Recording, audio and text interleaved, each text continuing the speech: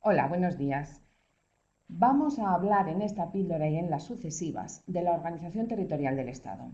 La organización territorial del Estado es un tema muy importante en todas las oposiciones que va como epígrafe aparte con habitualidad y que hay que saberse muy bien, pero sobre todo el contenido del título octavo de la Constitución, porque en el título octavo de la Constitución es donde se encuentra la mayoría de las cuestiones relativas a la organización territorial del Estado, sobre todo en lo que se refiere a las comunidades autónomas.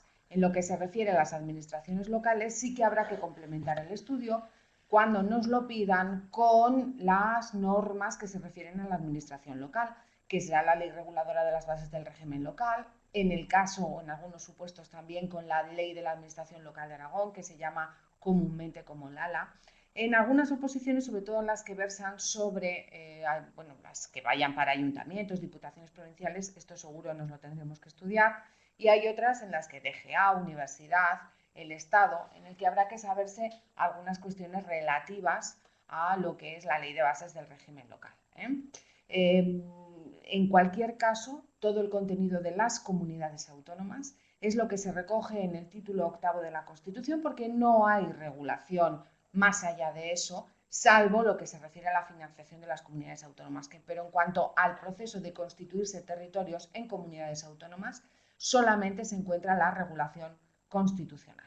El título octavo de la Constitución, que nos habla de esta organización territorial del Estado, en el capítulo primero nos habla de los principios generales que van a afectar a toda esta organización territorial del Estado, y en el capítulo segundo nos hablará de la administración local y en el capítulo tercero de las comunidades autónomas. Veremos en estas píldoras las cosas más importantes relativas a todas estas cuestiones para que se nos queden claras y así pues saberlas con más precisión. Por supuesto, tendréis que ver vuestras clases habituales y normales. Estos son clases complementarias o píldoras complementarias para que las cosas nos queden pues a lo mejor un poquito más claras, ¿de acuerdo? Cuando vayamos a hablar y cuando vamos a hablar y vamos a comenzar a hablar de lo que es la organización territorial del Estado, tenemos que partir de dos principios de los que se habla en el artículo 103 de la Constitución, que son dos principios fundamentales y que dan origen pues, a lo que se va a configurar el Estado con posterioridad a la Constitución española, sobre todo en lo que se refiere a las administraciones públicas. Estos principios son los de descentralización y desconcentración.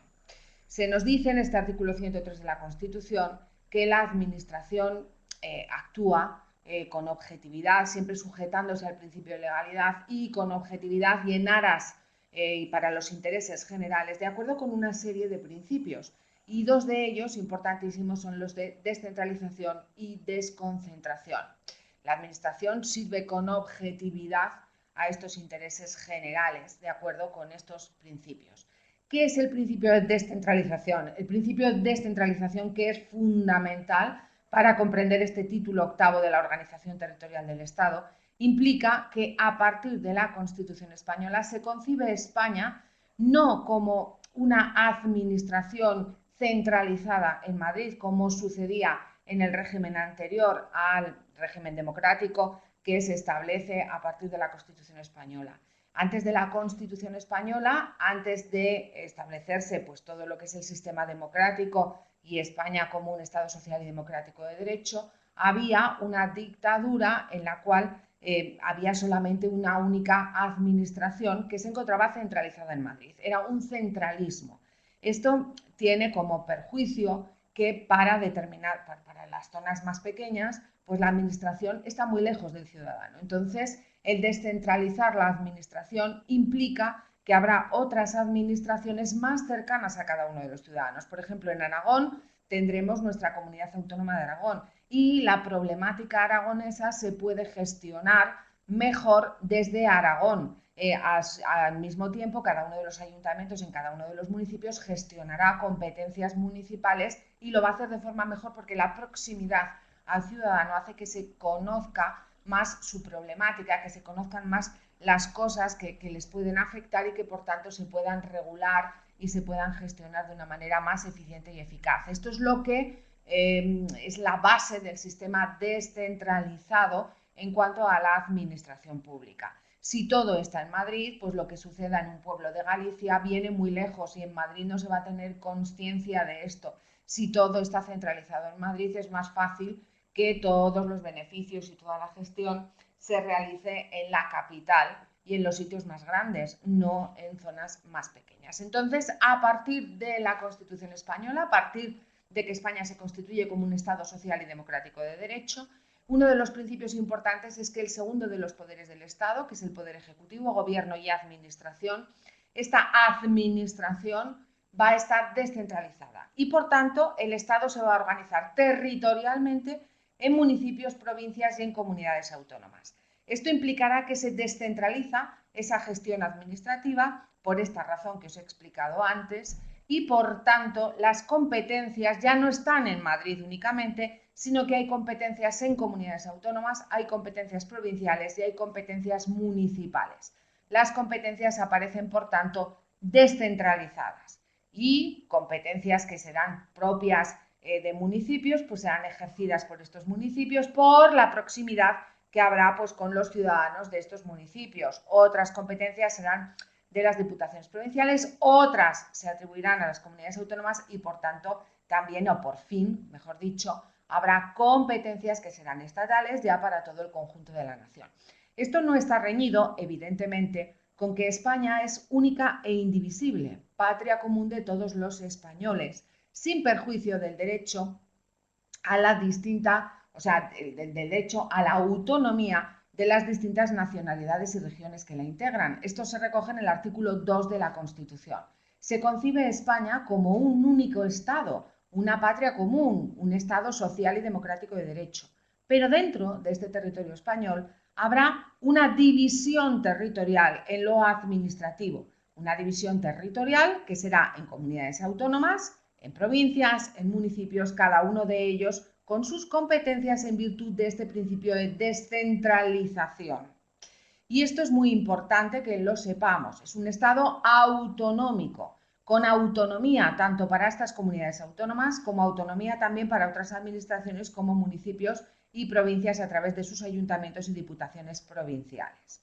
No es un Estado federal donde en cada uno de estos territorios pues haya una mayor independencia, como podría suceder, por ejemplo, en los Estados Unidos de América, que sabéis que en cada uno de los estados pues a lo mejor hay unas leyes penales diferentes, en unos hay pena de muerte, en otros no hay pena de muerte, no. No es un Estado federal, es un Estado autonómico. La autonomía es un margen de libertad para gestionar competencias propias, pero no implica una independencia de lo que es el único Estado español. Todas las entidades, nos sigue diciendo el artículo 137, tienen autonomía para gestionar sus intereses. El concepto importante y fundamental es el de autonomía. Es autonomía, lo que está reñido con lo que es el federalismo o la independencia de estos territorios. También hay un principio fundamental que es el de solidaridad.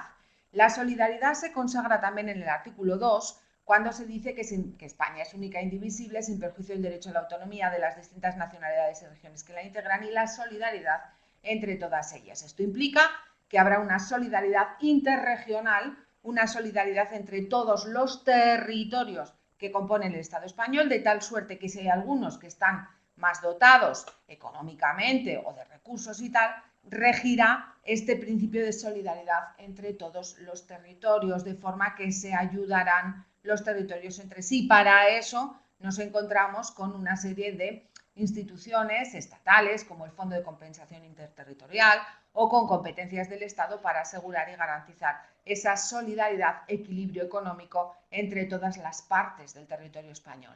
Tenemos también en el territorio español unas islas y habrá que atender también a las particularidades y a las peculiaridades de este fenómeno insular.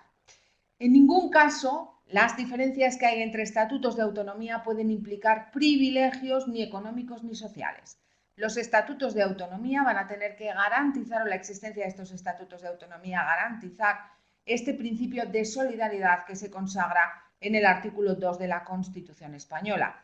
Las comunidades autónomas aprueban sus estatutos de autonomía, pero no los aprueba solo la comunidad autónoma, es que posteriormente este estatuto de autonomía debe aprobarse por ley orgánica de las Cortes Generales, porque los estatutos de autonomía, según el artículo 81 de la Constitución, tienen reserva de ley orgánica. Así que un estatuto de autonomía debe aprobarse por ley orgánica y ley orgánica solo la pueden aprobar el Congreso y el Senado. Es más, la ley orgánica se aprueba por mayoría absoluta del Congreso de los Diputados en una votación final sobre el conjunto del proyecto y nunca jamás pueden aprobar las Cortes Autonómicas una ley orgánica. Solo se pueden aprobar por las Cortes Generales, que es la representación del pueblo español. Partiendo de esa base, tendremos que tener en cuenta que todos los estatutos de autonomía van a tener que ser aprobados por ley orgánica, es decir, por más de 176 votos en el Congreso, y eso significa que es el Estado español, eso significa que es la nación española la que va a aprobar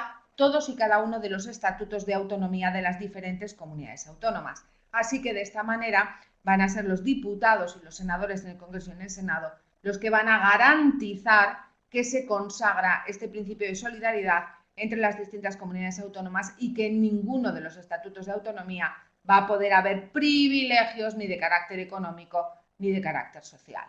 En el artículo 139 se establece que todos los españoles, y hay que fijarse que no nos dice todas las personas, sino los españoles, es decir, aquellos que tienen la nacionalidad española, tienen iguales derechos y obligaciones en cualquier parte del territorio del Estado. ¿Esto por qué es así? Porque los extranjeros, para hacer o para poder tener esos derechos y esas obligaciones en el territorio español, van a tener que regirse por las leyes en las que pues, establecerá qué tipos de derechos o cuántas limitaciones van a tener en cuanto a su estancia en el territorio, pues un permiso de residencia, un permiso de trabajo, todo eso ya se regirá por las leyes que se les apliquen a estos extranjeros. Somos los españoles los que vamos a tener estos derechos con un carácter ya recogido en algunas ocasiones sin demasiados límites, o sea, unos derechos absolutos en toda parte del territorio español. Yo me puedo desplazar por España donde quiera, puedo fijar mi residencia donde quiera y puedo estar en España evidentemente sin ningún tipo de permiso porque soy española, en mi caso de origen. Las otras personas que sean españoles porque han obtenido la nacionalidad será de igual manera aunque no sean españoles de origen. Ninguna autoridad, nos sigue diciendo también el precepto, puede adoptar ningún tipo de medida que implique directa o indirectamente la libertad, un obstáculo en la libertad de circulación y establecimiento de personas y la libre circulación de bienes en todo el territorio español. Esto se regirá por las leyes en cuanto se trate a la libre circulación de personas. Ya sabéis que en el espacio de la Unión Europea pues, se ha abierto esa libre circulación. En otros supuestos estará regulado por las leyes. Pero cuando me dice que ninguna autoridad puede adoptar medidas, quiere decir que ninguna autoridad de forma arbitraria va a poder determinar que no se puede acceder o libre circular o lo que sea, sino que tendrá que ser según lo establecido en las normas.